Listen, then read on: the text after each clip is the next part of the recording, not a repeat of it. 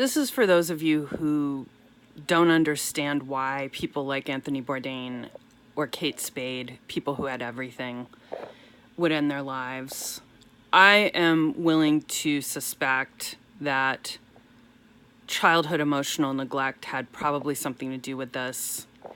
And I'm just going to read a chapter from a great book that I just found online called Running on Empty, Overcome Your Childhood Emotional Neglect by Jonice Webb, Ph.D. with Christine Masello, Ph.D. And I'll include a link in the description.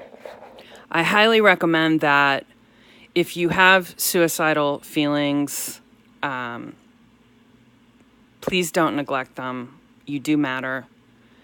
And you do need help. And you're not alone.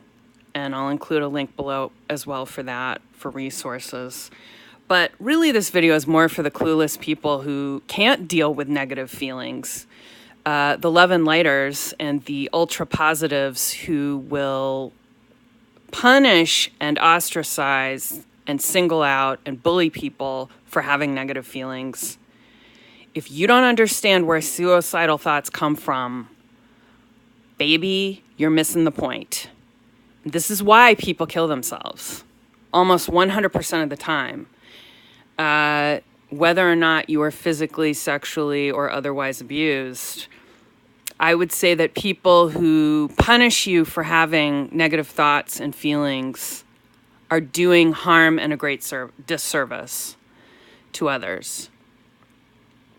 If it's not allowed to be expressed one way, it will come out another way. So stop doing that.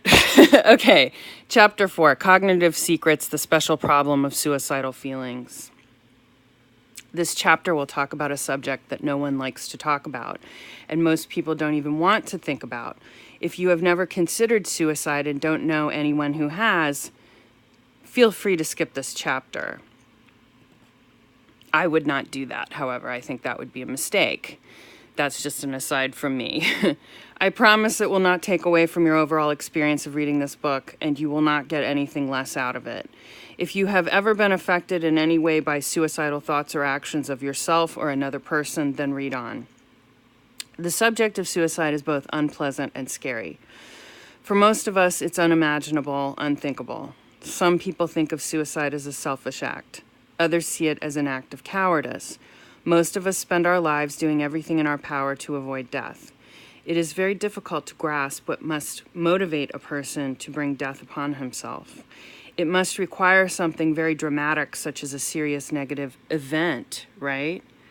Even though we tend to do everything in our power to avoid this subject, many people know someone who has considered, attempted, or committed suicide. According to the National Institute of Mental Health, in 2007, there were 34,598 suicides in the United States. That's 95 suicides per day. Suicide was the 7th leading cause of death for males and the 15th leading cause of death for females in 2007. These statistics do not include the 1,045 suicide attempts that occur every day in the United States, and they certainly do not include the untold numbers of people who quietly contemplate killing themselves over long periods of their lives. People kill themselves for an infinite number of different reasons. Sometimes it really is something very dramatic, as noted above, a response to an extreme negative event like a public failure or humiliation. Other times, it's a person's attempt to avoid the consequences of his actions, a prison sentence, for example. Still others kill themselves due to bipolar disorder or severe or chronic depression. Although always shocking and baffling to the community and to the loved ones left behind, it's at least possible to have some clarity about why when there is some clear event or disease that can be identified as the catalyst. This is, however, not always the case. Robin. 32-year-old Robin lives in the heart of Seattle. She has a natural downplayed attractiveness which makes people notice her. She has long auburn hair which she usually wears caught up in a barrette or a haphazard ponytail.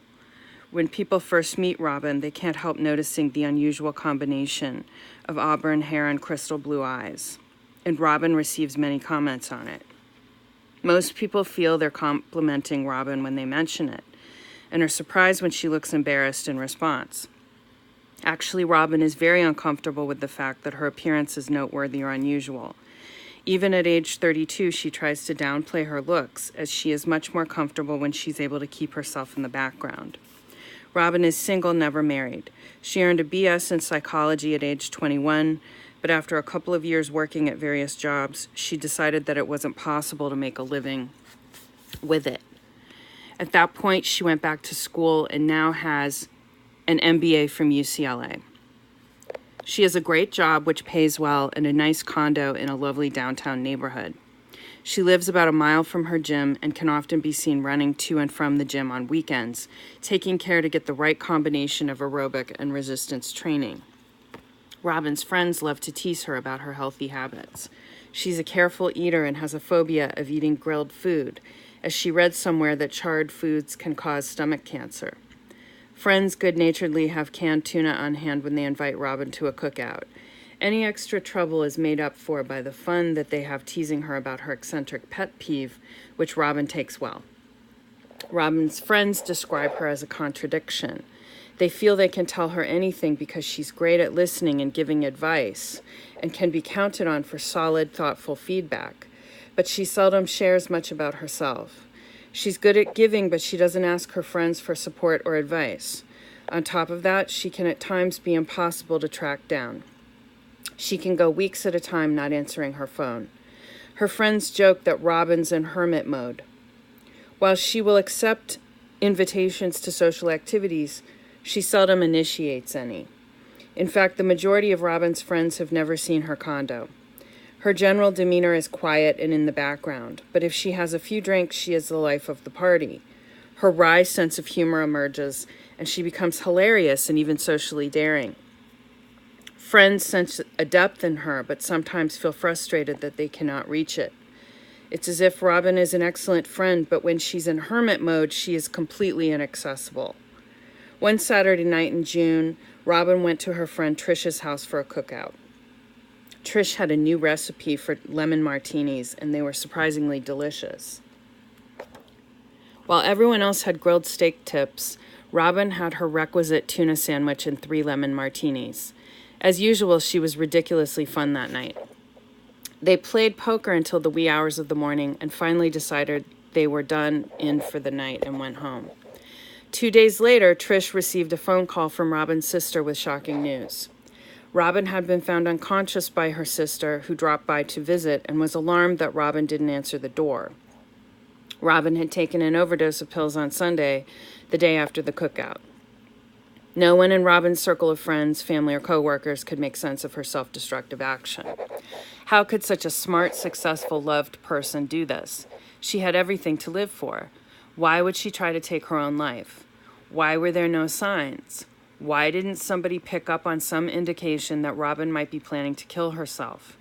All of Robin's loved ones racked their brains trying to come up with a clue that they had missed. They found themselves analyzing every second of every minute of every moment they had spent with Robin in the prior week. No one, including her friends at the cookout, could come up with a single thing. There are many, many suicides which seem unattributable to any event or illness. There are sometimes folks who appear to be at the top of their game. Harvard students, successful business people, high school athletes who are making straight A's. Or it may simply be a friend, neighbor, colleague, or sibling whom everyone thought was fine. Sometimes there is an identifiable trigger, but it does not seem significant enough to lead someone to kill him or herself. Often the person's loved ones are left not only in shock, but also mystified and confused.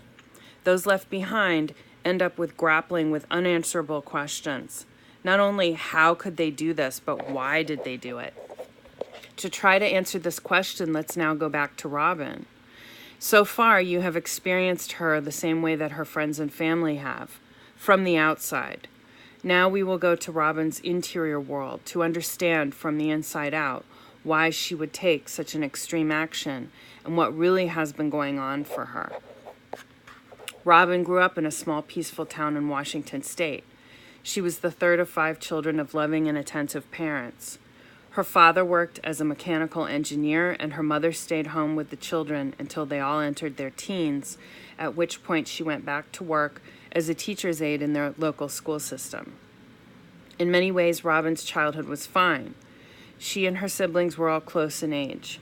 They lived in a tree-lined neighborhood loaded with families and children, so Robin was never lacking for a playmate. She was close with her sisters.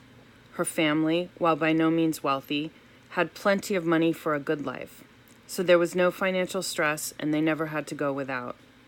Every April they packed up and flew to Disney World for a week, and every December they spent the week of Christmas and New Year's in Portland, Oregon, with Robin's grandparents. Robin's parents seldom argued, and they had very low tolerance for negativity of any kind. When a conflict would break out between the children, as they do with all siblings, the parents would crack down by sending all parties to their rooms immediately.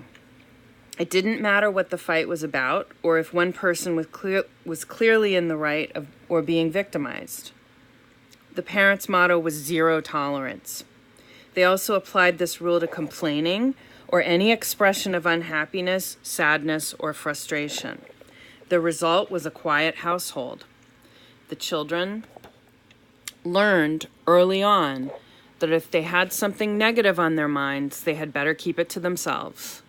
Mom and Dad refused to be burdened by such nonsense.